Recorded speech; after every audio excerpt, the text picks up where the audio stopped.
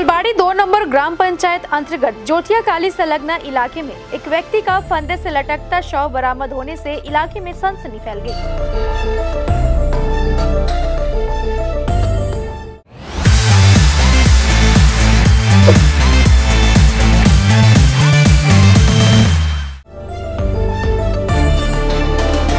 मृतक का नाम 40 वर्षीय अफीजार हुसैन है। बताया गया है कि अफीजार सुबह से घर पर ही थे।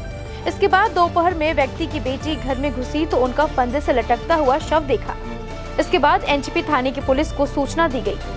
घटना की खबर मिलते ही पुलिस मौके पर पहुंची और शव को बरामद कर पोस्टमार्टम के लिए उत्तरबंगा मेडिकल कॉलेज व अस्पताल भेजा।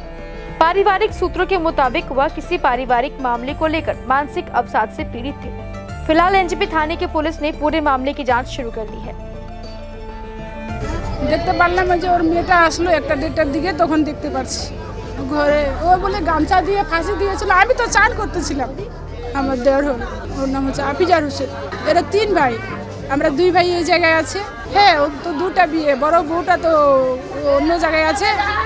হ্যাঁ, তারপরে পরেবারে বিয়ে করে আবার একটা ছেলে হয়েছে, ওর বাবার বাড়িতে আছে। ও কেস করছে, ও কেস করে এই যে তারিখে তারিখে হাজির হচ্ছে। এখানে আবার ঝামেলা হয়েছে, আবার তারিখে যাইতে হবে। তার জন্য মনে হয় এই ঘটনাটা করছে। আজকে তারিখ আছে ওর। আমার মেয়েটা চিল্লাচ্ছিল, তোমার ঢুকলাম বাড়ির ভিতরে, দেখে ভাই বাজে লাগাই দিচ্ছে। আমি জানো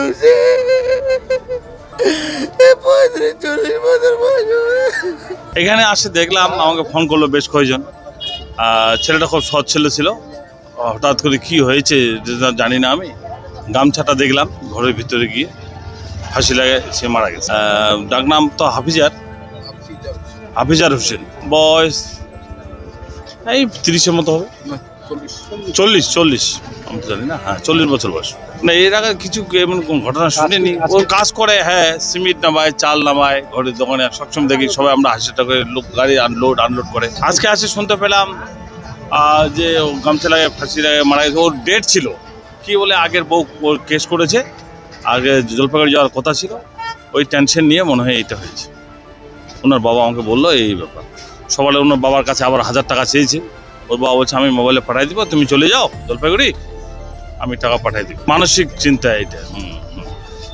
এমনি তো লেবারই কাজ করতো না।